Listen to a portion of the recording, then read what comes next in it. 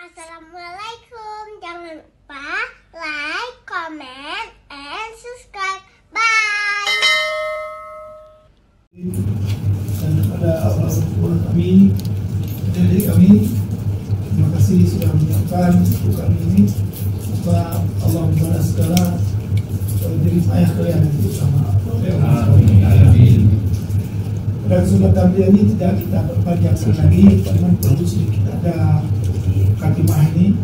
Mungkin acara begini, ya, jadi ada pertanyaan, ada jawaban juga, bukan satu dua orang. Saya kan bukan imam.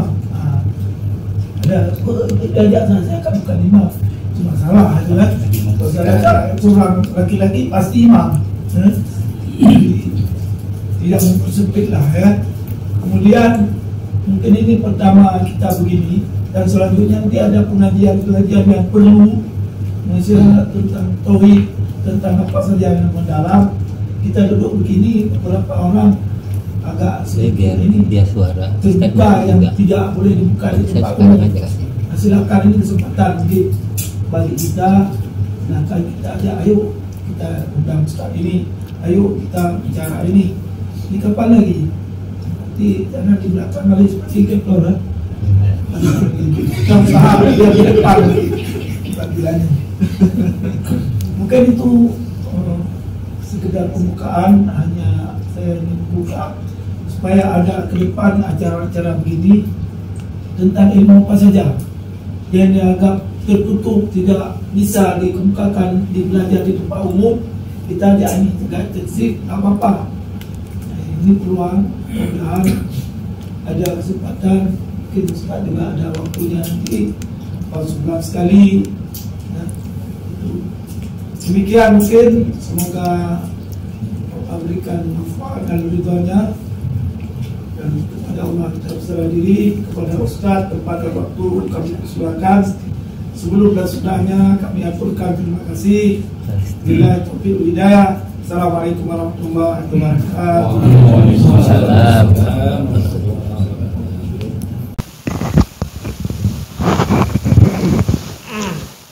Assalamualaikum warahmatullahi wabarakatuh. Waalaikumsalam warahmatullahi wabarakatuh. Alhamdulillah wassalatu wassalamu ala Rasulillah wa ala alihi wa sahbihi wa mawala, amma ba'd. Yang kita muliakan bersama Imam Syekh Masjid Al-Fitrah Sujaya beserta seluruh majelis imam yang berhadir, beserta seluruh pengurus masjid. Kemudian yang saya muliakan orang tua saya semuanya, bapak-bapak semuanya yang telah berhadir pada acara pada malam ini. Sebagaimana disampaikan tadi bahwa malam ini kita membahas agak lebih spesifik tentang imam, ya, imam sholat. Jadi ada imam secara khusus, imam sholat. Ada imam secara umum adalah imam sebagai seorang laki-laki, ya. Jadi kalau dikatakan bahwa namanya laki-laki adalah imam, itulah hakikat kita laki-laki, bahwa kita adalah semuanya imam bagi paling kurang bagi istri kita, bagi anak-anak kita, keluarga kita lah. Termasuk juga dalam artian imam adalah imam sholat. Namun di sini mungkin kita akan membahas lebih kepada fikih imam sholat. Dan sebenarnya berbicara tentang fikih imam sholat,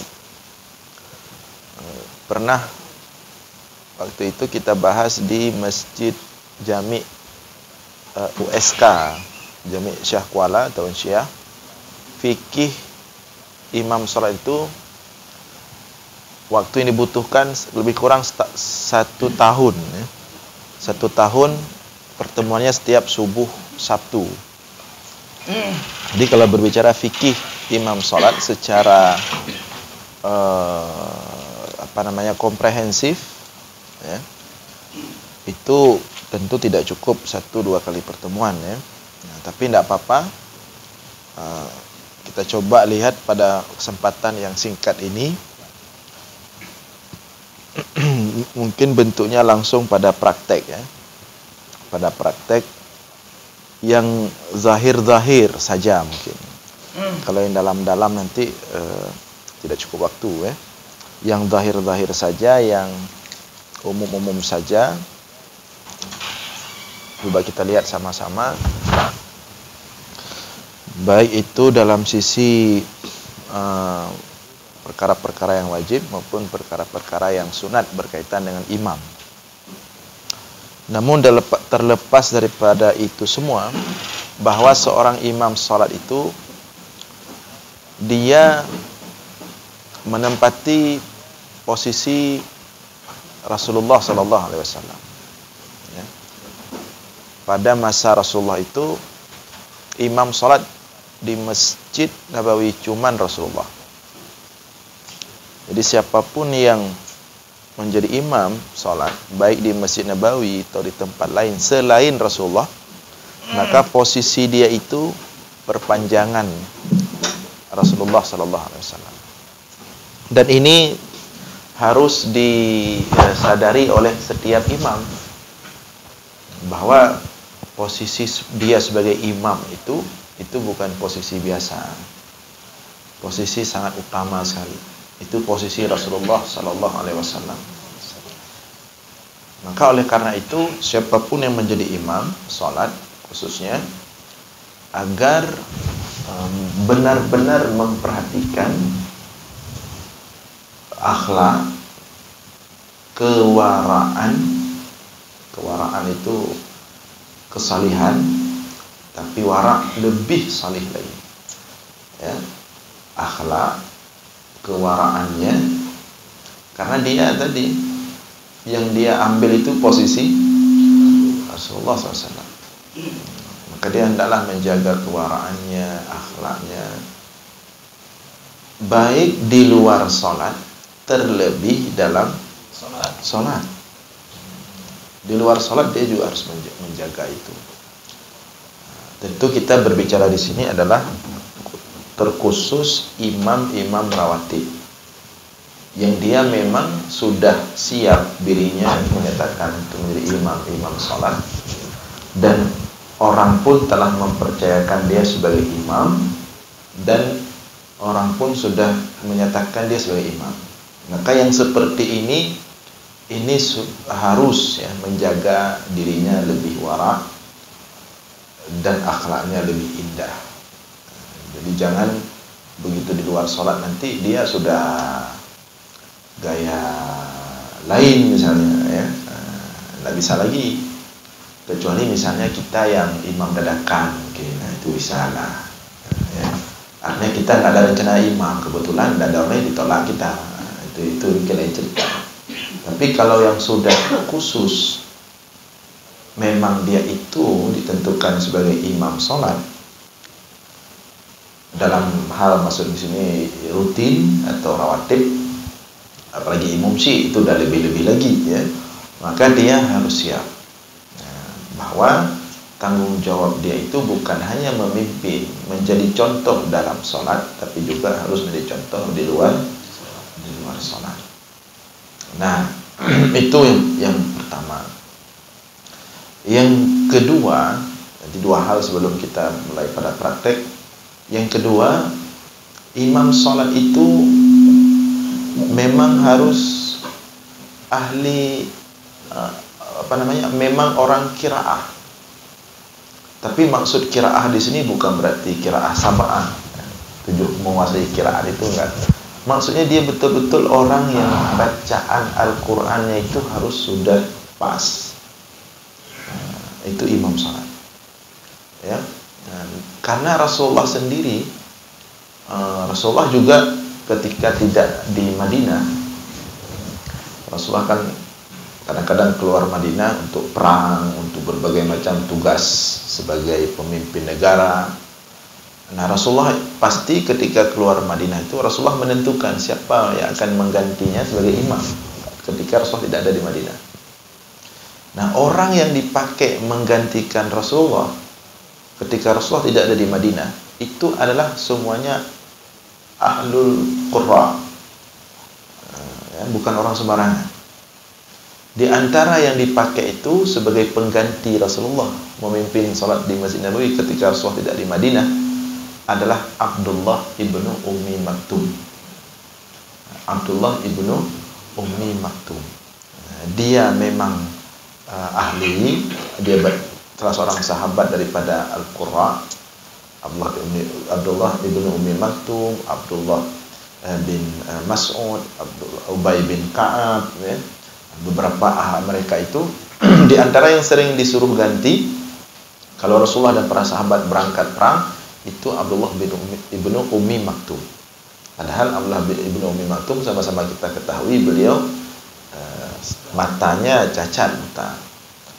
Tapi tetap dia dipakai oleh Rasulullah dan tidak boleh orang lain kalau Rasulullah tidak menentukan itu. Kenapa Rasulullah menggunakan Abdullah ibnu Ummi Maktum? Yang pertama dia ahlul Quran.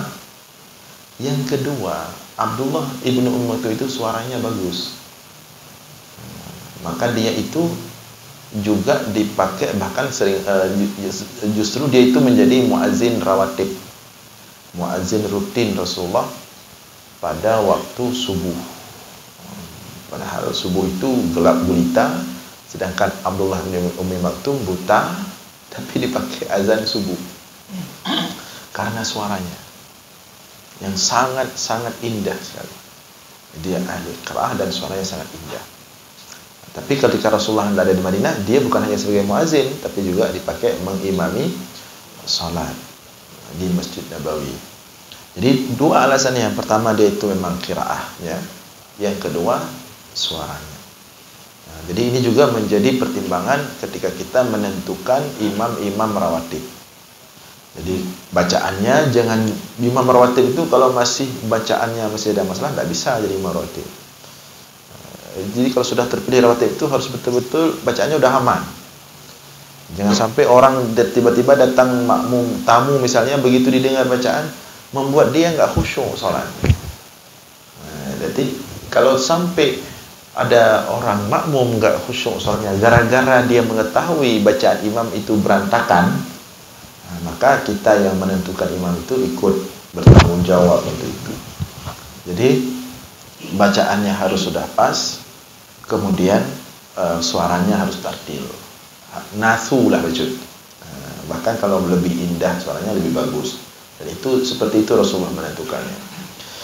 Nah, jadi itu dua hal. Yang pertama segi wara, kesalihan, akhlak. Kemudian yang kedua qiraah bacaannya, kemudian suaranya. Maka kalau dia sudah memenuhi dua kriteria ini, maka dia layak menjadi imam rawatib. Kemudian berikutnya sebagai seorang imam, baru bicara fikih. Fikih imam. Karena imam itu harus mengerti fikih. Kalau dia nggak mengerti fikih, berantakan salat jamaah itu. Ya, kalau tidak terjadi masalah misalnya. Kalau terjadi masalah, dia nggak tahu harus bagaimana. Walaupun nggak terjadi masalah pun, imam yang faqih, antara imam yang faqih yang tidak faqih itu sebenarnya bisa kita deteksi. Misalnya ketika seorang imam dari imam salat, kita bisa mendeteksi dia ini punya fikih apa enggak. Ada beberapa, nanti kita lihat dari cara dia memimpin sholat. Kalau kita lihat dari cara memimpin sholat dia itu fikih, nampak. Kalau dia tidak fikih, nampak juga. Ketika kita sudah paham fikih imam. Cuma kalau kita nggak paham fikih imam, ya sama-sama lah berarti. Ya, tapi kalau kita sudah paham fikih imam, kita nampak. Nah, ini imam fikih ada, ini imam fikih kurang misalnya.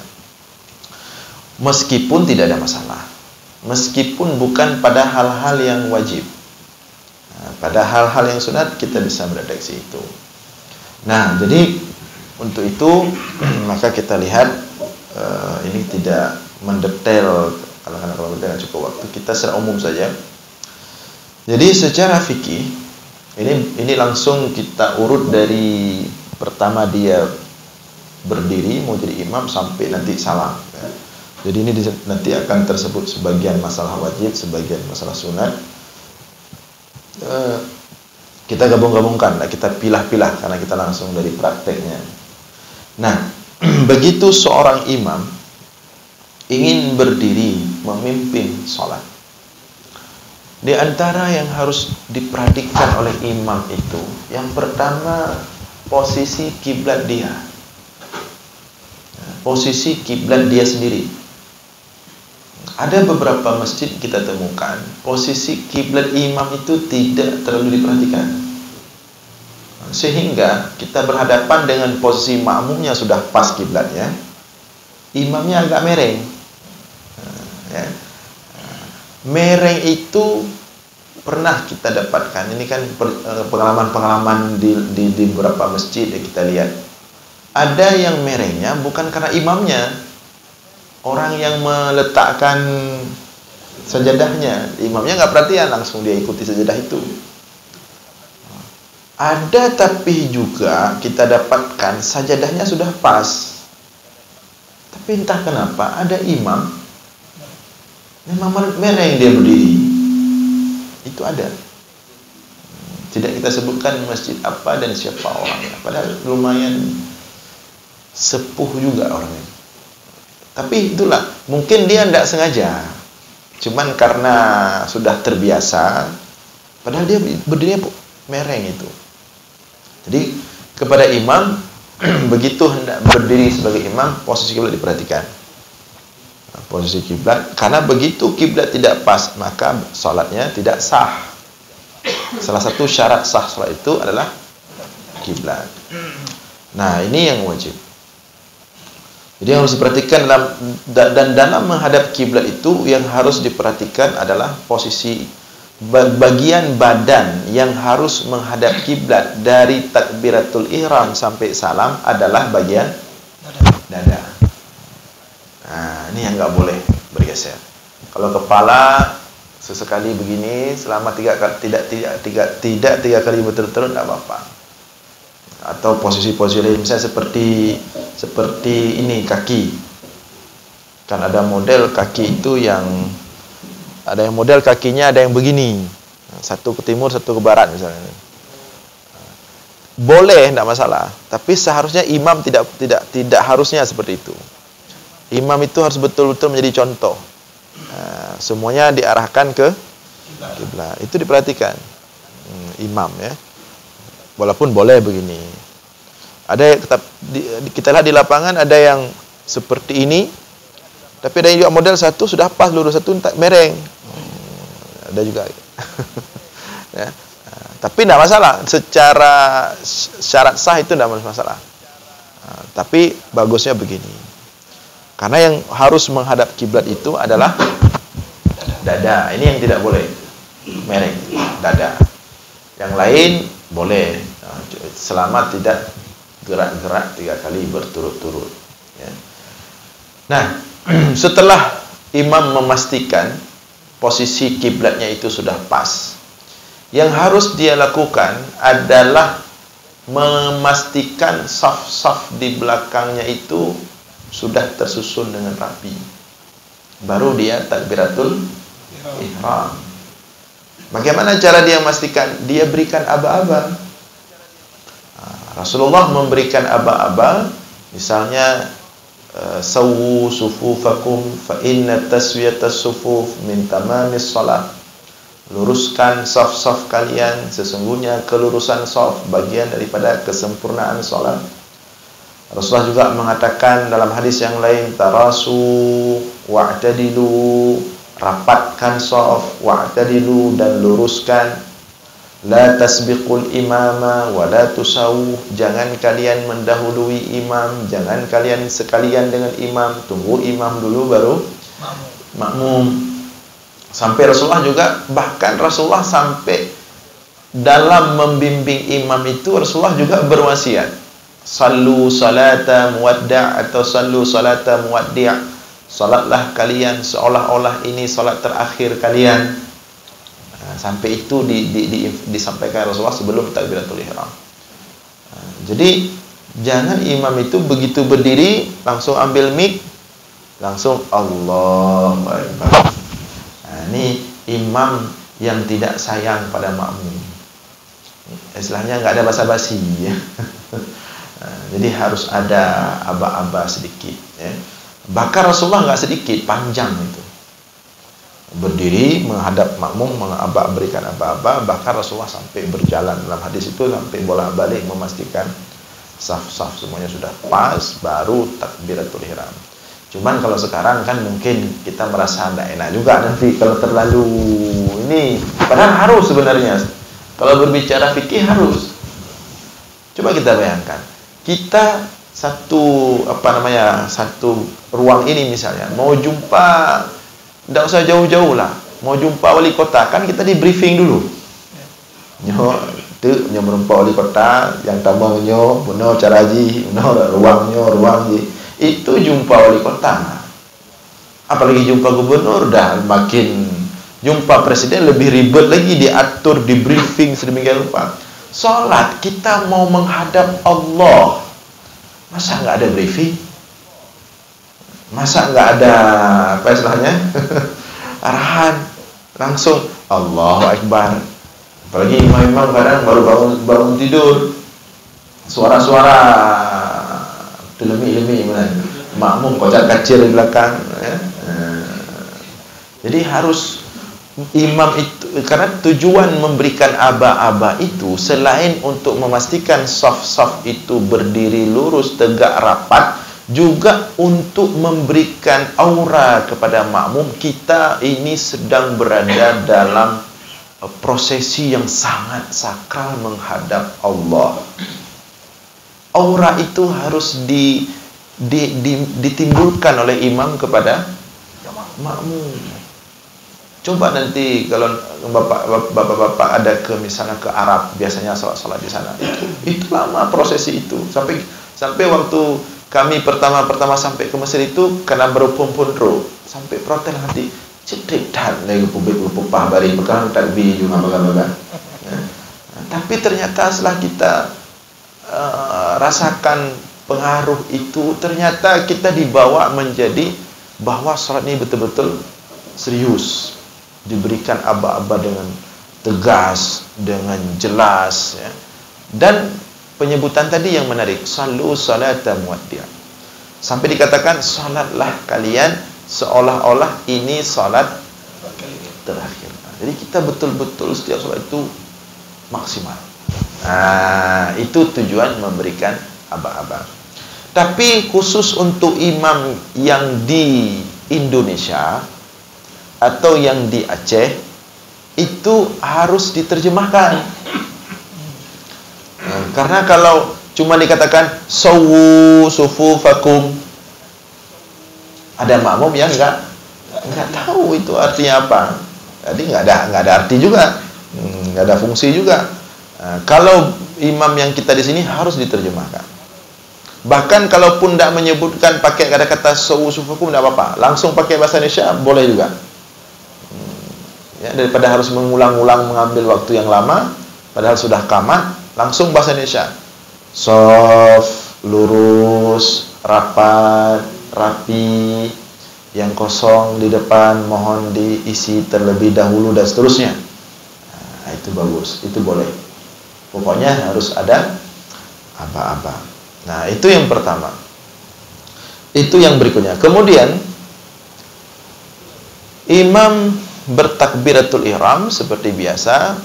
Takbiratul ihram itu dengan tangan sejajar dengan telinga di atas bahu ya.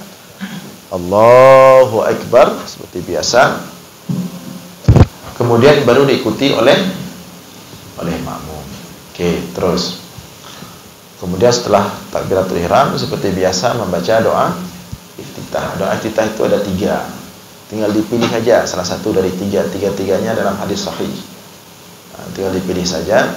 Kemudian setelah doa iftitah, dan harus imam baca doa iftitah. Kalau enggak mau terlalu panjang, ambil doa iftitah yang pendek. Tinggal baca inna salati wa nusuki wa mahyaya wa mamati lillahi rabbil alamin la syarika lahu wa bidzalika umirtu wa ana minal muslimin. Sudah bisa. Nanti kemudian dalam hadis itu ada 3 doa, tinggal pilih aja yang paling pendek. Jadi jangan nanti imam, ini khususnya pada salat tarawih, Allahu Akbar, langsung Bismillahirrahmanirrahim, langsung baca Al-Fatihah. Ini imam yang tidak mengayomi makmum. Makmum masih belum siap takbiratul ihram, dia sudah langsung baca Al-Fatihah. Harus baca doa iftitah. Walaupun pada salat tarawih. Jadi jangan terbawa karena orang buru-buru doa iftitah dilewatkan. Baca. Nah, setelah baca doa iftitah seperti biasa baca Al-Fatihah. Setelah membaca Al-Fatihah, ini diperhatikan oleh imam baik-baik. Ini penting sekali. Setelah membaca Al-Fatihah, sebelum membaca ayat itu imam disunatkan melakukan jeda. Amin. Jeda. Sebelum masuk membaca ayat. Jeda itu untuk apa tujuannya? Memberikan waktu untuk makmum membaca Al-Fatihah. Agar ketika kita membaca ayat, makmum sudah selesai Fatihahnya, dia bisa mendengar ayat yang kita baca dengan penuh seksama. Ya, makanya sunat imam itu antara Al-Fatihah dengan bacaan ayat harus ada jeda. Berapa lama kadar jedanya?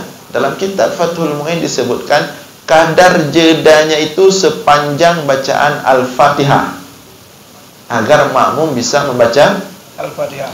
Karena kalau imam setelah Al-Fatihah langsung membaca ayat, dipastikan akan ada makmum-makmum yang terganggu bacaan Fatihahnya. Ya, karena imam langsung baca ayat. Nah, jadi harus jeda. Harus jeda untuk agar makmum bisa baca Fatihah. Tapi jangan lama-lama kali juga, nanti dianggap dari muka ya. Nah, jadi kadar huruf lah diambil. Nah, kira-kira udah mau selesai Fatihah bisa. Nah, itu. Kemudian setelah jeda itu baru imam mulai membaca ayat. Ketika imam membaca ayat, kalau ayat yang dia baca itu dimulai dari awal surah, maka sunat baca bismillah, kecuali surah At-Taubah. Kalau imam itu mulai membaca ayat dari awal surat, dia sunat baca bismillah. Kalau imam itu mulai membaca ayat di tengah surat, dia tidak perlu lagi baca bismillah, langsung baca ayat tersebut. Nah, kalau dia itu memulai membaca ayat di tengah surat. Tapi kalau mulai di awal surat, dia harus baca bismillah. Misalnya dia mau baca surah Ad-Duha, sebelum dia baca Wad-Duha, dia mulai dengan bismillah. Tapi kalau dia misalnya mau baca surah An-Naba, dia memulai daripada Inna lil muttaqina faza, itu tidak usah baca bismillah lagi, langsung Inna lil muttaqina faza, dah sampai habis. Itu bagian daripada fikih.